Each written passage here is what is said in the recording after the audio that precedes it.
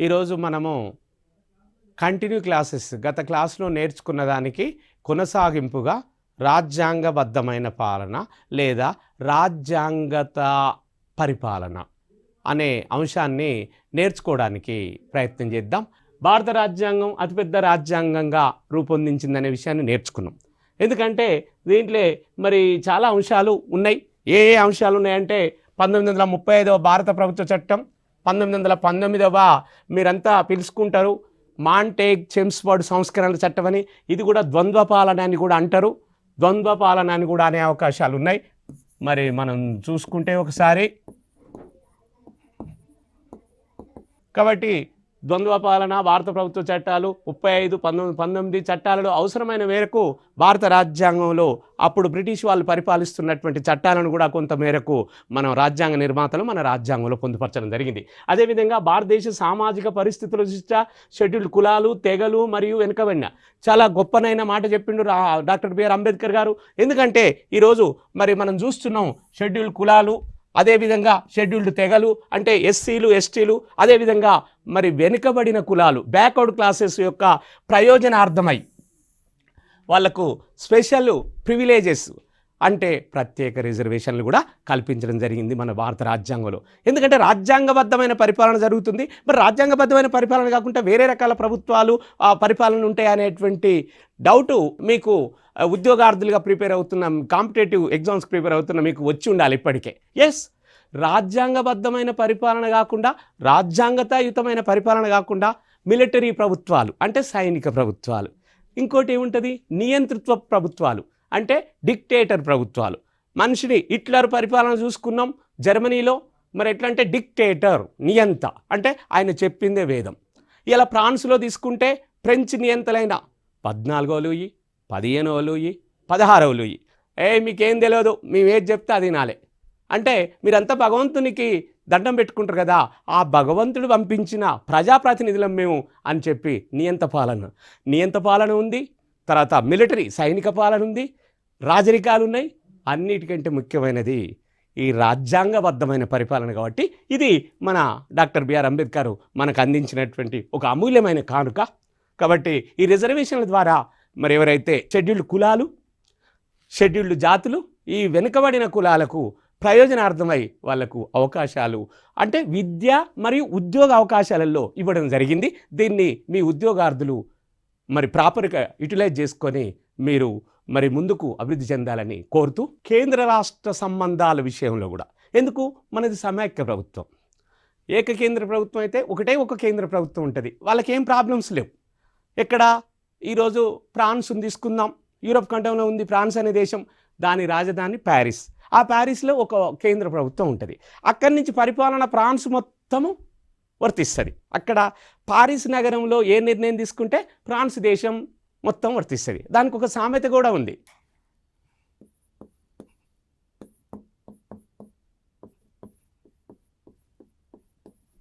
Professor H డామ్లే అనేటువంటి ఈ sociologist professor ఏకకేంద్ర పరిపాలన మీద ఒక మంచి సామెత ప్రొవర్బ్ చెప్పిండు. మీరు ఇది అడుగుతుంటారు మరి పోటీ పరీక్షలలో. పారిస్ నగరానికి జలుబు చేస్తే ఫ్రాన్స్ దేశం మొత్తం తుమ్ముతుంది అంటే ఇక్కడ మీరు ఏం అర్థం చేసుకున్నారండి? పారిస్లో ఏ నిర్ణయం తీసుకుంటే ఆ నిర్ణయము ఫ్రాన్స్ దేశం మొత్తం వర్తిస్తుంది. ఏ రాష్ట్రం అన్నా కాంటాన్లు అంటారు, ఫ్రాన్స్లో రాష్ట్రాలను కాంటాన్లు అంటారు. మరి స్విట్జర్లాండ్లో కూడా కాంటాన్లు అంటారు. మాకు వర్తించదు ఈ చట్టం అని అనడానికి వీల్లేదు. అదే భారతదేశంలో అట్లయితే జమ్మూ కాశ్మీర్కి వర్తించదు. మనం కేంద్ర ప్రభుత్వం పార్లమెంట్లో ఆమోదించిన చట్టం ఎందుకు, దానికి స్పెషల్ ప్రొవిజన్స్ ఉన్నాయి. అట్లా మన ఈశాన్య రాష్ట్రాలు ఉన్నాయి, north eastern states of India అని. మరి ఈశాన్య రాష్ట్రాలకు కొన్ని ప్రొవిజన్స్ వర్తించవు పార్లమెంట్లో తీసుకునే నిర్ణయాలు. మళ్ళీ అక్కడ ప్రత్యేకంగా ఆ శాసనసభలో ప్రవేశపెట్టి ఆ బిల్లును ఆమోదించినప్పుడే వర్తిస్తాయి. మరి ఏకకేంద్ర పాలన అట్లా కాదు. ఆ పారిస్ నగరంలో తీసుకున్న నిర్ణయం ఫ్రాన్స్ దేశం మొత్తం వర్తిస్తుంది. అందుకని ఫ్రాన్స్ మంచి ఉదాహరణ ఏకకేంద్ర. కాబట్టి ఇక్కడ మనం ఏం చెప్పుకోవాలంటే కేంద్ర రాష్ట్ర సంబంధాలు ముఖ్యమైన ఈ పరిపాలన సంబంధాలు, ఆర్థిక సంబంధాలు, అదేవిధంగా న్యాయపరమైన సంబంధాలు, ఇలా అనేక సంబంధాలు అనేక తరగతులుగా విభజించడం జరిగింది. కాబట్టి మరి సంబంధాలను, వాటి మధ్య విభేదాలను తలెత్తకుండా ఒకవేళ కేంద్ర రాష్ట్ర ప్రభుత్వానికి ఒకే అంశం మీద చట్టం చేస్తే అప్పుడు కేంద్ర ప్రభుత్వం పార్లమెంట్లో చేసిన చట్టమే గెలుస్తుంది. రాష్ట్ర ప్రభుత్వం దానికి తల ఉంచాల్సిన పరిస్థితి ఉంటుంది. ఎందుకంటే దేశ ప్రయోజనాల నిమిత్తం ఆ వెసులుబాటు రాజ్యాంగ నిర్మాతలు భారత రాజ్యాంగంలో పొందుపరిచారు. కాబట్టి మరి రాష్ట్రాల పాలనకు చెందిన వివరాలను పొందుపరిచారు. ఎందుకంటే ఇటు రాష్ట్ర ప్రభుత్వాలు ఉన్నాయి 29, మళ్ళీ కేంద్ర ప్రభుత్వం ఉంది. అదేవిధంగా కేంద్ర పాలిత ప్రాంతాలు యూనియన్ టెరిటోరియస్ కూడా ఉన్నాయి. ఈ అంశాలను మనం దృష్టిలో పెట్టుకోవాల్సిన అవసరం ఉన్నది మీరు ప్రిపేర్ అవుతున్నటువంటి విద్యార్థులుగా. వ్యక్తుల యొక్క ప్రాథమిక హక్కులు ఆదేశిక సూత్రాలను ఇప్పటికీ మనం చెప్పుకున్నాం. కాబట్టి మళ్ళీ మనము కొంచెం ముందుకు పోవాల్సిన అవసరం ఉన్నది. పాక్షికంగా దృఢత్వం మరియు పాక్షికంగా సరళత్వం. పాక్షికం అంటే పార్షియల్, కొంతమేరకే రిజిడ్ కాన్స్టిట్యూషన్, మళ్ళా కొంతమేరకు సులభతరమైన అంటే ఫ్లెక్సిబుల్ కాన్స్టిట్యూషన్. ఫ్లెక్సిబుల్ అనే ఇంగ్లీష్ పదానికి ఏంటంటే సులభంగా రాజ్యాంగాన్ని సవరించుకోవచ్చు. రిజిడ్ అనే ఇంగ్లీష్ పదానికి అర్థం ఏంటంటే కొన్ని కఠిన నిర్ణయాలు, కఠిన పద్ధతులు పాటించాల్సి వస్తుంది భారత రాజ్యాంగాన్ని సవరించాలనుకున్నప్పుడు. కొత్త అంశాలను ఇందులో చేర్చాలన్నా, ఇందులో ఉన్న అంశాలను తొలగించాలన్నా ఇలాంటి విధానం ఉంది. కాబట్టి కొంత దృఢత్వం పాక్షికంగా, పాక్షికం అంటే కొంత అండి, దృఢత్వం రిజిడ్గా మరియు పాక్షికం కొంత, ఈ విధమైనటువంటి వెసులుబాటును రాజ్యాంగ నిర్మాతలు ఆ రోజే ఆలోచించి భారత రాజ్యాంగంలో పొందుపరిచారు. ఇది భారత ఎట్లంటే చట్టబద్ధమైన పాలన. ఇది ఏదో నియంతృత్వం కాదు, ఇదేదో సైనిక పాలన కాదు, ఇది అధికారపూర్వమైనటువంటి. మరి హిట్లరు నాజిజం, తర్వాత జర్మనీలో, అదేవిధంగా ముస్సోలిని, బెనిటో ముస్సోలిని ఇటలీలో ఫాసిస్టు నియంత, హిట్లర్ ఏమో జర్మనీలో నాజిస్టు నియంత. అంటే ఏంది వీళ్ళు? వాళ్ళు చెప్పిందే వేదం. ప్రజలకు హక్కులు లేవు, ప్రజలకు స్వేచ్ఛ లేదు. ఈ విధంగా అవసరమైనప్పుడు భారత రాజ్యాంగాన్ని సవరించుకోవడానికి, రాజ్యాంగంలో కొన్ని భాగాలను పొందుపరచడానికి, ఉన్న భాగాలను మరి తొలగించడానికి కొన్ని మెజారిటీ రాష్ట్రాలు 2/3 వంతు తీర్మానంతో ఆమోదించాల్సిన అవసరం కూడా వస్తుంది. మరి పార్లమెంట్ ఆమోదించిన శాసనాలను సగం రాష్ట్రాలు మరి శాసనసభలు ఆమోదించినప్పుడే దానికి అవి ఆమోదించిన తర్వాత ఏం చేయాలి? మన భారతదేశ సర్వసైన్యాధ్యక్షుడు భారత రాజ్యాంగానికే అధినేత ఎవరు? భారత రాష్ట్రపతి, ప్రెసిడెంట్ ఆఫ్ ఇండియా. ఆయన సిగ్నేచర్ పెట్టి ఆయన రాటిఫై ధృవీకరించినప్పుడే ఆ చట్టం అమల్లో వస్తుంది. పార్లమెంట్ సభ్యులు చేసిరు కదా ఆ చట్టం, అదే వెంటనే అమలు చేయొచ్చా? నో. ఎప్పుడైనా చట్టం ఎప్పుడైతుందంటే మరి పార్లమెంట్లో ఉన్న లోక్సభ దిగువ సభ మరియు రాజ్యసభ ఎగువ సభ 2 సభలలో ఆ బిల్లు ఓకే అయినాక అది బిల్లుగానే పిలుస్తారు. ఎప్పుడైతే రాష్ట్రపతి గారు దాని మీద సిగ్నేచర్ సంతకం చేసి దాని మీద ఆమోద ముద్ర వేస్తారో అప్పుడే గెజిట్ ఆఫ్ ఇండియా, భారత గెజిట్లో ప్రచురితమై ఆ చట్టము అమల్లోకి నోచుకుంటుంది. ప్రజాస్వామ్య గణతంత్ర రాజ్యం. ఇది గణతంత్రం అంటే రిపబ్లిక్. రిపబ్లిక్ అనే ఇంగ్లీష్ పదానికి అర్థమైంది గణతంత్రం. గణతంత్రం అంటే ఏంది అసలు? అంటే ప్రజల చేత, ప్రజల కొరకు, ప్రజల చేత ఎన్నిక కాబడిన ప్రజాప్రతినిధులు పరిపాలిస్తున్న రాజ్యాంగతబద్ధమైన పాలన. ఇక్కడ ఎవరో నియంత లేడు, ఇక్కడ ఒక ఫలాని వంశపారంపర్యంగా వచ్చే అధినేత రాజ్యాధినేతగా లేడు. మరి ఇంగ్లాండు గణతంత్రం కాదా అనే డౌట్ మీరు ఇక్కడ కంపేర్ చేసుకోవాలి. ఇంగ్లాండ్కు మరి ఇండియాకు, ఇంగ్లాండ్ నుంచే మనం ఎక్కువ తీసుకున్నాం కదా. ఇంగ్లాండ్ గణతంత్ర రాజ్యం అని పిలవడానికి వీల్లేదు, భారతదేశాన్నే పిలవాలి. ఎందుకు?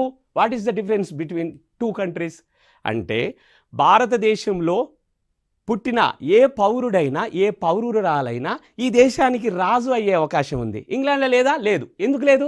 ఇంగ్లాండ్లో ఫలాని వంశంలో జన్మించిన వాళ్ళు మాత్రమే ఆ దేశానికి రాజు లేదా రాణి అవుతారు. మీకు తెలుసు ఎలిజబెత్ రాణి వంశం, మరి మొదటి రాణి, రెండవ ఎలిజబెత్, మొదటి ఎలిజబెత్ అని మనం చెప్పుకుంటున్నాం. మరి వేరే కులంలో, వేరే వంశంలో పుట్టిన వాళ్ళు జీవితాంతం కాదు కదా, ఎన్ని జన్మలు ఎత్తినా రాజు కాలేరు, రాణి కాలేరు. ఎక్కడ? ఇంగ్లాండ్ దేశంలో. మరి భారతదేశంలో చూడండి, ఒక సామాన్య కులంలో పుట్టిన, ఇప్పుడు మన భారత రాష్ట్రపతి గారు ఎవరండి? మరి ముర్ము. ఒరిస్సా రాష్ట్రంలో ఒక మామూలు కులంలో పుట్టిన ఆమె భారతదేశానికి రాణి అయింది. రాణి అంటే ఇక్కడ ఏంది? రాష్ట్రపతి. కాబట్టి మరి ఇక్కడ మనం నేర్చుకోవాల్సిన అంశం ఏంటంటే భారతదేశంలో ఏ కులంలో పుట్టినా, ఏ ప్రాంతంలో పుట్టినా మరి ఏదో సంపన్న కులంలో పుడితే రాణి అవుతారు, రాజు అవుతారు కాదు. ఎక్కడో కేరళ రాష్ట్రంలో ఎర్నాకుళం జిల్లాలో పుట్టినటువంటి ఒక దళిత కులంలో ఎస్సీలో పుట్టినటువంటి కొచ్చెరిల్ రామన్ నారాయణన్, కేఆర్ నారాయణన్.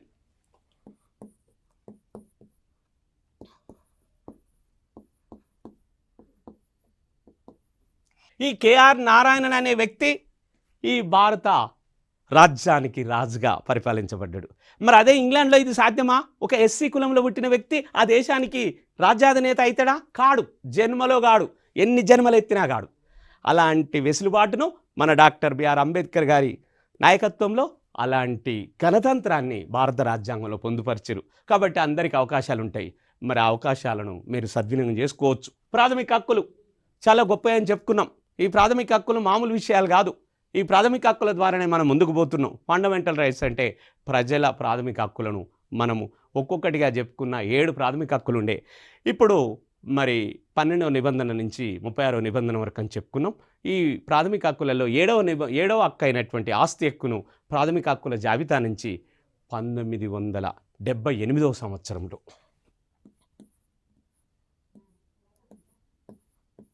1978వ సంవత్సరంలో మరి 44వ రాజ్యాంగ సవరణ ద్వారా 44వ రాజ్యాంగ సవరణ ద్వారా దీంట్లో నుంచి తొలగించి కేవలం చట్టబద్ధమైన హక్కుగా మార్చడం జరిగింది. అప్పుడు భారతదేశాన్ని పరిపాలిస్తున్న శ్రీ మొరార్జీ దేశాయ్ గారి జనతా పార్టీ గవర్నమెంట్లో ఇప్పుడు కేవలము ఆస్తి హక్కు, మరి అది ఆస్తి హక్కు చట్టబద్ధమైన ప్రాథమిక హక్కు కాదు, కేవలం చట్టబద్ధమైన హక్కు. అది ఎవరు పడితే వాళ్ళు ఎంత ఆస్తి అయినా కలిగి ఉండే విధంగా ఉన్నది. కాబట్టి అది చట్టబద్ధమైన హక్కు మాత్రమే, అది ప్రాథమిక హక్కు కాదు.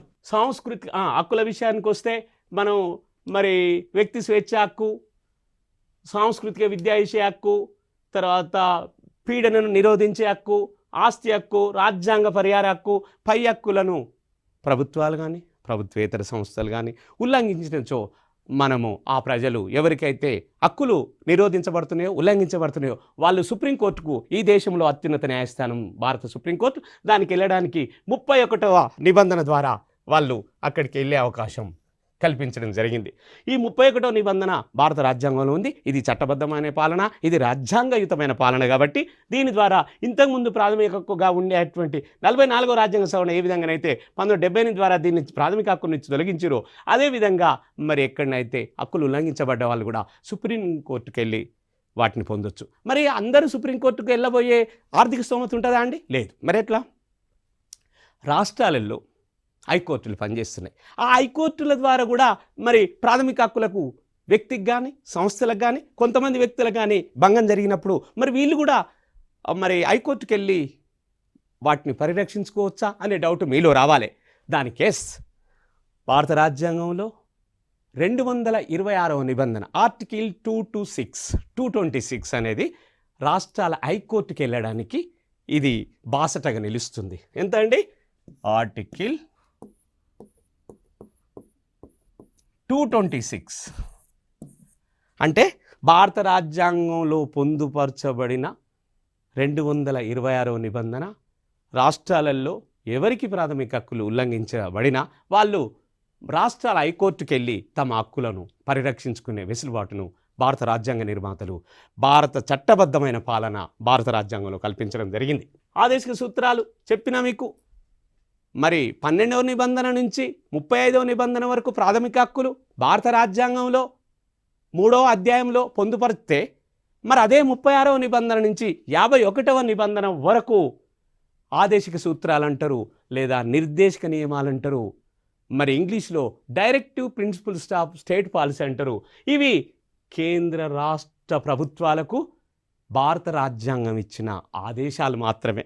కానీ వీటిని అటు సుప్రీంకోర్టు ద్వారా కానీ ఇటు రాష్ట్రాల హైకోర్టుల ద్వారా కానీ పౌరులు రక్షణ పొందలేరు. కోర్టులు న్యాయస్థానాలు వీటిని చెయ్యమని చెప్తాయి. అప్పుడు అటు కేంద్ర ప్రభుత్వం కానీ రాష్ట్ర ప్రభుత్వం కానీ వాళ్ళు ఇష్టమైతే చేస్తారు, ఇష్టం కాకపోతే చేయరు. కోర్టు ఉల్లంఘన కాదది. అంటే ప్రాథమిక హక్కులే గొప్పయి దేనికంటే ఆదేశిక సూత్రాల కంటే. వాటికి న్యాయపరమైన రక్షణ ఉంది, వీటికి న్యాయపరమైన రక్షణ లేదు. వాస్తవానికి వీటికి న్యాయపరమైన రక్షణ ఉంటే ఈరోజు భారతదేశం ఇంకా పరడవిల్లని డాక్టర్ బిఆర్ అంబేద్కర్ ఎవరు చెప్పారు? డాక్టర్ బిఆర్ అంబేద్కర్ గారు చెప్పారు. బిఆర్ అంబేద్కర్ అన్నారు,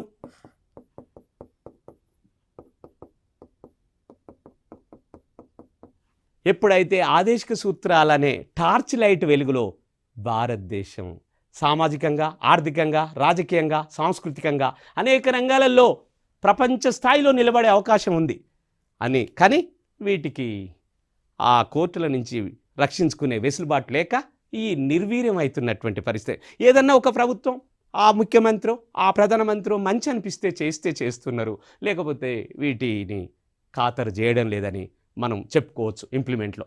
మరి భారతదేశం సార్వభౌమత్వాన్ని, సమైక్యతను గౌరవించడం, అవసరమైనప్పుడు దేశ రక్షణకు సహకరించడం, ఈ మరి ప్రజలందరూ కూడా ఈ ప్రాథమిక విధులలో, ఆదేశ సూత్రాలలో భాగంగా ఉంది. మనందరం ఆ విధంగా భారతదేశ సమైక్యతను, భారతదేశ సమగ్రతను, భారతదేశం యొక్క సార్వభౌమాధికారాన్ని మరి ఈరోజు కాపాడి మన దేశం అంతా we are Indians, we are all Indians అంతే. ఎందుకంటే మనకిక్కడ ఒకే ఒక పౌరసత్వం ఉంది కాబట్టి. నువ్వు తెలంగాణలో జన్మించు, నువ్వు ఆంధ్రప్రదేశ్లో జన్మించు, కర్ణాటక, తమిళనాడు, కేరళ, ఉత్తరప్రదేశ్, బీహార్ ఎక్కడైనా జన్మించు, మీరు భారతీయ పౌరులు మాత్రమే. లౌకిక రాజ్యం, లౌకిక అనే పదానికి ఇంతకుముందు కూడా చెప్పుకున్నాం, చాలా గొప్పనైన పదం, సెక్యులర్ అనే పదం. ఆ విధంగా ఇది ముందుకు పోయే అవకాశం ఉందని మనం ఇక్కడ నేర్చుకోవాల్సిన అవసరం ఉన్నది. సెక్యులర్ అంటే అన్ని మతాలకు ప్రాధాన్యత ఇచ్చి, ఏ ఒక్క మతానికి కూడా ఎక్కువ ప్రాధాన్యత ఇచ్చి మిగతా మతాలకు, అంటే చట్టం ముందు అందరు ప్రజలు సమానమే, all are equal before the law. England కాన్స్టిట్యూషన్లో మనం ఆ పదాన్ని తీసుకున్నాం. అంటే షెడ్యూల్డ్ కులాలైనా, షెడ్యూల్డ్ జాతులైనా, సంపన్న వర్గాలు, అగ్రవర్ణాలైనా, రెడ్డి, కమ్మ, చౌదర, వైశ్య ఎవరన్నా గాను నేరం చేస్తే అందరికీ ఏ పనిష్మెంట్ ఉంటుందో మీకు అదే పనిష్మెంట్ ఉంటుంది. ప్రధానమంత్రి కొడుకైనా, రాష్ట్రపతి బిడ్డ అయినా నేరము ఒకటే అయినచో పనిష్మెంట్ అంతే, తేడా లేదు. కాబట్టి మీరు ఇది గమనించవలసిన అవసరం ఎంతైనా ఉందని మనం ఈ సందర్భంగా చెప్పుకుందాం. పార్లమెంటరీ తరహా ప్రభుత్వ విధానం ఇంగ్లాండ్ నుంచి నేర్చుకున్నాం మనం. అంటే ఇది అధ్యక్ష తరహా ప్రభుత్వ విధానం అనేది ఇంకోటి ఉంటుందా సార్ అనే డౌట్ మీకు రావాలి. ప్రపంచంలో అధ్యక్ష తరహా ప్రభుత్వ విధానం, పార్లమెంటరీ తరహా ప్రభుత్వ విధానం అని 2 విధానాలు ఉన్నాయండి. అందులో మనం ఏది ఫాలో అవుతున్నాం అంటే పార్లమెంటరీ తరహా ప్రభుత్వ విధానాన్ని. మరి అధ్యక్ష తరహా ప్రభుత్వ విధానం ఎవరున్నారు? అమెరికాలో ఉన్నది. మొన్న రీసెంట్గా ఎలక్షన్ జరిగినాయి, మీరు చూస్తున్నారు. మరి జో బైడెన్ కాకుండా ట్రంప్ గారు గెలవడం జరిగింది. ఈ సందర్భంగా మీరు గుర్తుంచుకోవాలి, అది అధ్యక్ష తరహా ప్రభుత్వ విధానాన్ని USA ఫాలో అవుతుంది. ఇక్కడ పార్లమెంటరీ తరహా ప్రభుత్వ విధానాన్ని భారతదేశం ఫాలో అవుతుంది. ఏకకేంద్ర సమైక్య. మరి ఏకకేంద్ర సమైక్య లక్షణాలు చెప్పుకున్నాం. ఒకే ఒక కేంద్ర ప్రభుత్వం ఉంటే ఆ ఫ్రాన్స్లోని సమైక్య అంటే కొన్ని రాష్ట్రాలతో సముదాయం చేసినప్పుడు ఇది సమైక్య లక్షణాలను మిళితమై రాష్ట్రాల హక్కులకు అంటే అధికారాల విభజన జరుగుద్ది. కేంద్రానికి మరి 99 అంశాలు, రాష్ట్రాలకు 66 అంశాలు, మళ్ళీ ఉమ్మడి జాబితా కూడా ఉంటుంది. కేంద్ర జాబితా, రాష్ట్రాల జాబితా, ఉమ్మడి జాబితా. ఈ విధంగా 3 జాబితాలలో అధికారాలను విభజించి రాజ్యాంగమే కేంద్ర రాష్ట్ర ప్రభుత్వాల మధ్య అధికారాలను పంచిచ్చింది. మరి ఎలాంటి ప్రాబ్లం లేకుండా మనం ఉన్నాం అనే విషయాన్ని మీరు గుర్తుంచుకోవాల్సిన అవసరం ఉన్నది. భారతదేశానికి సుప్రీంకోర్టు అత్యున్నత న్యాయస్థానం. ఇది పౌరుల ప్రాథమిక హక్కులను కాపాడుతూ రాజ్యాంగాన్ని పరిరక్షిస్తుందని కూడా చెప్పుకుంటున్నాం. సరే, భారత రాజ్యాంగబద్ధమైన పరిపాలన, మరి పరిపాలనలో గవర్నెన్స్ అనేటువంటి ఇంగ్లీష్ పదాన్ని చేర్చిర్రు. మరి గవర్నెన్స్ అంటే పరిపాలన అని అర్థం.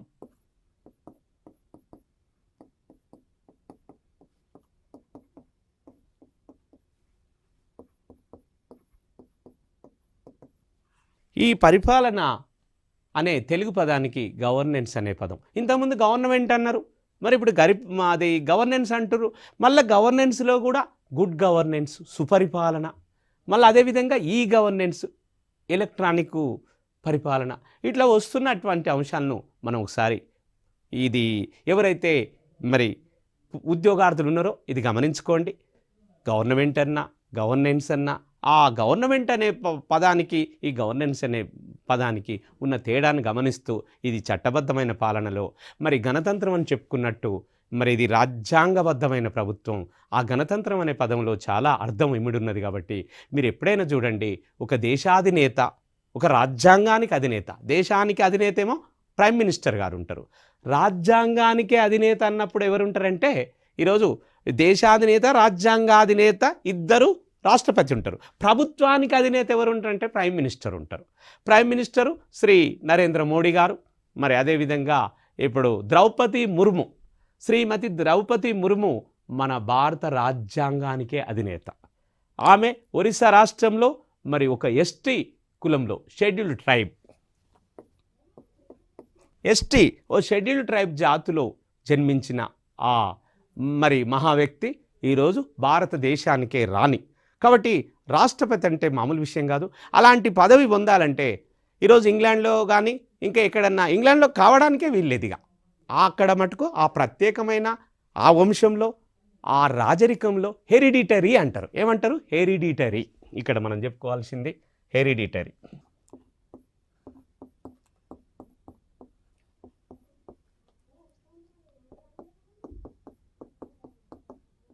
మరి హెరిడిటరీ అంటే ఏంది? వంశపారంపర్యం.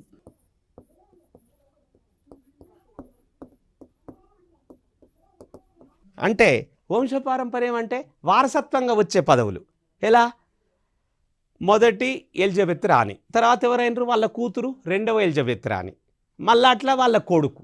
అంటే ఆ కుటుంబంలో ఆ వంశంలో వాళ్ళని ఎవ్వరూ ఎన్నుకోవాల్సిన అవసరం లేదు. ఎలక్షన్స్ ఉండవు. ప్రజలు పోలింగ్ బూత్కు పోయి ఓటేసి ఈ ఎలిజబెత్ రాణి మా దేశానికి రాజు లేదా రాణి అని చెప్పాల్సిన అవసరం లేదు.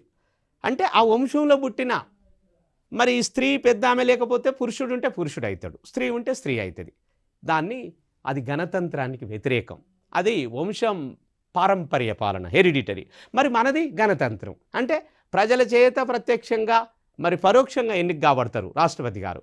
అంటే మనం ఎంపీలను ఎన్నుకుంటే ఎంపీలు, మళ్ళీ మనం ఎమ్మెల్యేలను ఎన్నుకుంటే ఎమ్మెల్యేలు, ఎంపీలు అందరు కలిసి ఉమ్మడిగా ఈ దేశానికి, ఈ భారత రాజ్యాంగానికి అధినేత అయిన రాష్ట్రపతి గారిని ఎన్నుకుంటారు.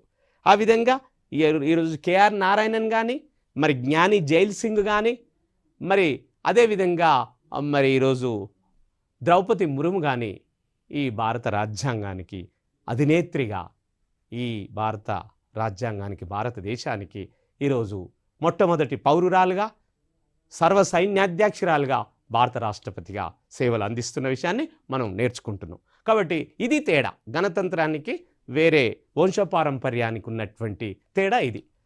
ఇక అదేవిధంగా మరి ప్రతి ఒక్కరికి వయోజన ఓటు హక్కు కూడా కల్పించారు భారత రాజ్యాంగ నేతలు.